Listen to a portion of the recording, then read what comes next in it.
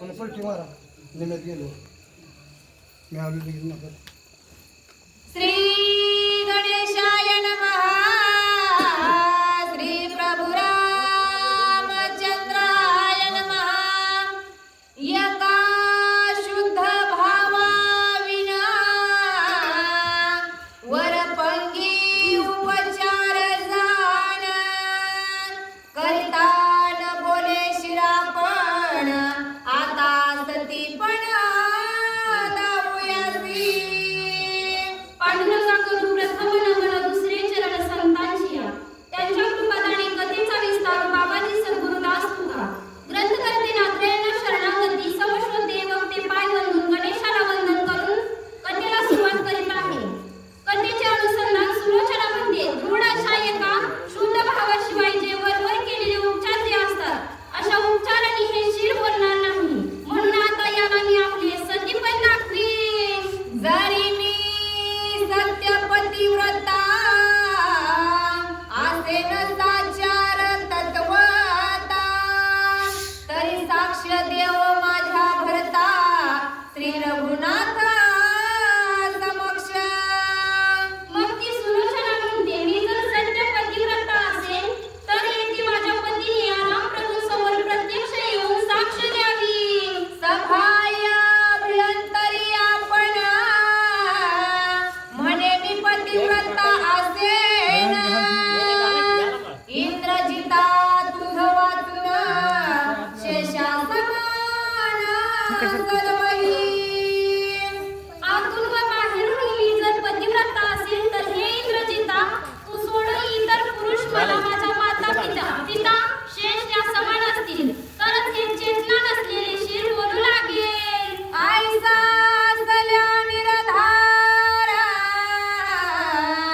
साक्ष बोलावी प्रखर बोलो चेतन हे शिर पतिव्रता साचार सुलोचना. हे जर निश्चित खरं असेल तर या अचेतन शिराने प्रखरतेने साक्ष द्यावी की सुलोचना खरोखर सत्य पतिव्रता आहे असे सांगावं. ऐकता सतीचे उत्तर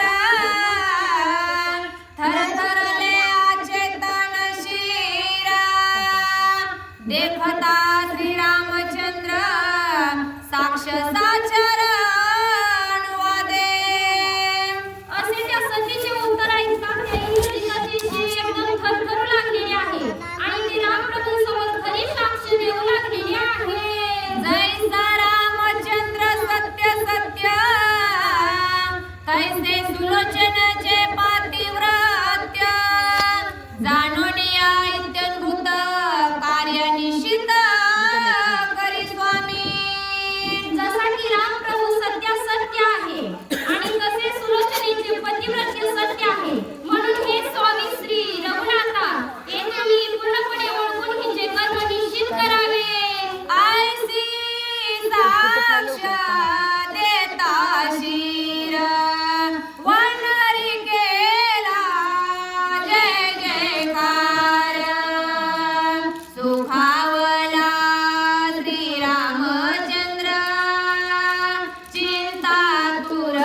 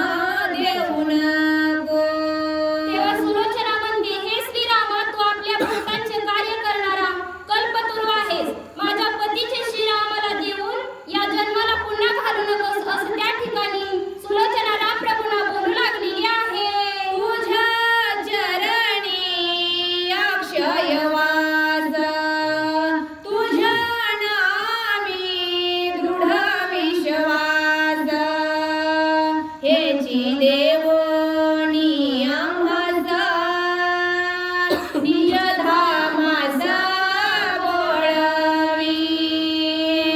तसेच आम्हाला तुझ्या पायाजवळ अखंड वास्तव्य मिळाले. तुझ्या नामावर आमचा दृढ विश्वास असावा. हेच वरदान देऊन आम्हाला आपल्या निज धामास धाडावे असं सुलोचना प्रभूंना बोलू लागलेली आहे.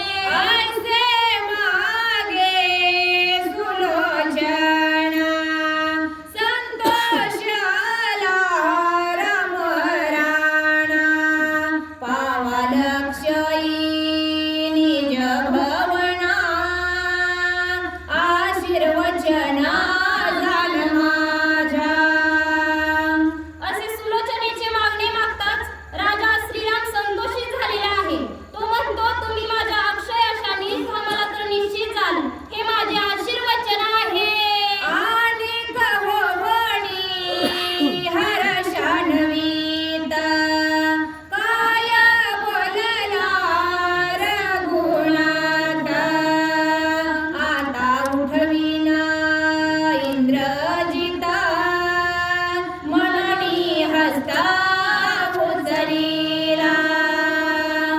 आणखी आनंदित होऊन श्री रघुनाथ बोलतात की मी आताच हा इंद्रजित उठवीन असे म्हणून त्यांनी आपला हात उचललेला आहे. तव बोलिला हनुमंत वीरा स्वामिनी हा परोपकार. पुरे करावा विचार समग्र आता उदार व्हावे. त्याच वेळेस हनुमंतराया रामप्रभूंना म्हणतो की स्वामी, हा परोपकार करणे आता तुम्ही थांबवावे. तो विचारही करू नये आणि आता यापेक्षा उदारही होऊ नये. तव बोलिला लक्ष्मणा हनुमानाचे वचन प्रमाण. स्वामिनी करोनी आपण आज्ञापण द्यावे सुलोचने. तेव्हा लक्ष्मण म्हणतो की हे श्रीरामा, आपण हनुमंताच्या वचनाला मान द्यावा व सुलोचनेला येथून जाण्याची आज्ञा द्यावी. सुग्रीव बोले सुलोचने प्रती शिरा घेऊनी निघातो रीती. विलंब न करावा ये आरती जाय निश्चित्या निजमय. तेव्हा सुग्रीव राजा त्या सुलोचनाला म्हणतो की हे माये, येशील घे आणि लगेच निघ. यासाठी आता तू उशीर करू नकोस. ऐसे ऐका तव वचन शिराभुजदंड पकडून श्रीराम नमस्कार प्रदक्षिणा करोणी विनवणी करीत दे. असे ज्यावेळेस सुग्रीवाचे बोलणे ऐकून इंद्रजिताचे शिर व तो भुजदंड कडेवर घेऊन तिने श्रीरामाला नमस्कार केला, प्रदक्षिणा घातली. मग ती